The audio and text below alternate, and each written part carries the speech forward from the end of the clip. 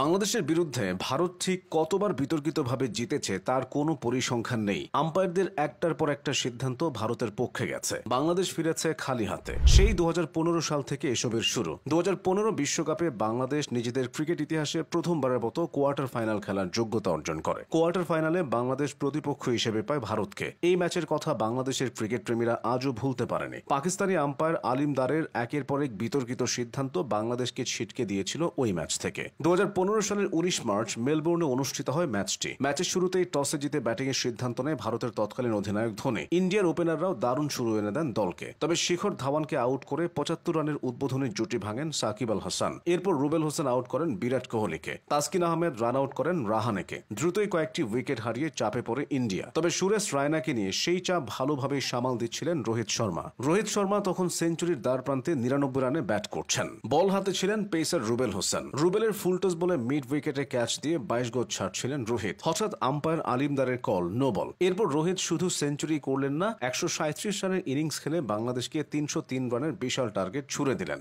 ভারতের পাহাড় সমান লক্ষ্যের জবাবে ব্যাট করতে নেমে 33 রানের মধ্যে 2 উইকেট হারিয়ে বসে বাংলাদেশ। এরপর ব্যাটিংয়ে আসেন মাহমুদুল্লাহ রিয়াদ। ওই বিশ্বকাপটা মাহমুদুল্লাহর স্বপ্নের মতো যাচ্ছিল। সেই মাহমুদুল্লাহ রিয়াদকেই বিতর্কিত আউট দেন আম্পায়ার। মোহাম্মদ শামির বলে তুলে মারতে গিয়ে বাউন্ডারি লাইনের একেবারে কাছে শিখর ধাওয়ানের হাতে ধরা পড়েন রিয়াদ। মাঠের আম্পায়ার কোনো রিপ্লে না দেখে আউট দিয়ে দেন, কিন্তু টিভি রিপ্লেতে দেখা যায় ধাওয়ানের পা বাউন্ডারি লাইনে লেগেছিল। এরপর বাংলাদেশ 193 রানে অল আউট হয়ে 109 রানের ব্যবধানে ম্যাচটি হেরে যায়। ম্যাচের পর আম্পায়ারদের এরকম সিদ্ধান্ত নিয়ে সে সময় সমালোচনার ঝড় উঠেছিল সামাজিক যোগাযোগ মাধ্যমে। পরে বাংলাদেশ ভারতকে ওয়ানডে সিরিজ হারিয়ে উপযুক্ত জবাব দিয়েছিল। বাংলাদেশ ভারতের মুখোমুখি দেখায় বিতর্ক সেখানেই শেষ হয়নি। 2018 সালের এশিয়া কাপের ফাইনাল ম্যাচে বাংলাদেশ মুখোমুখি হয় ভারতের। এই ম্যাচের শুরু থেকে দারুণ আত্মবিশ্বাসের সঙ্গে খেলছিলেন ওপেনার লিটন কুমার দাস। ক্যারিয়ারে প্রথম সেঞ্চুরিটাও তুলে নেন মাত্র 87 বলে। একটু এগিয়ে এসে খেলতে গিয়ে মিস করেন লিটন।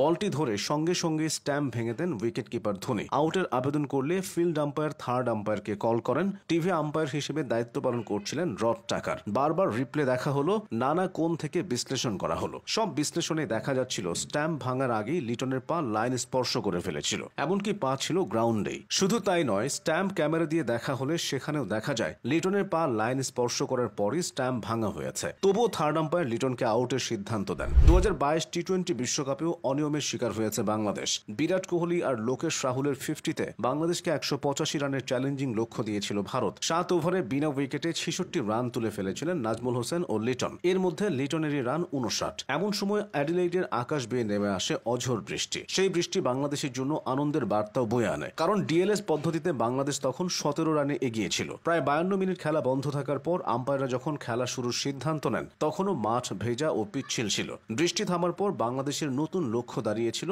16 ওভারে 151 রান, কিন্তু বাংলাদেশ করতে পারে 145। ভেজা মাঠে পিছলে পড়ে গিয়ে রান আউট হন লিটন। ম্যাচ শেষে হারের কারণ জানাতে গিয়ে ভারতের ফেক ফিল্ডিংয়ে 5 রান না পাওয়ারও অভিযোগ আনেন বাংলাদেশের wicket keeper batsman Nurul Hasan. এভাবেই বাংলাদেশ ও ভারতের মধ্যকার একাধিক ম্যাচ বিতর্কের জন্ম দিয়েছে।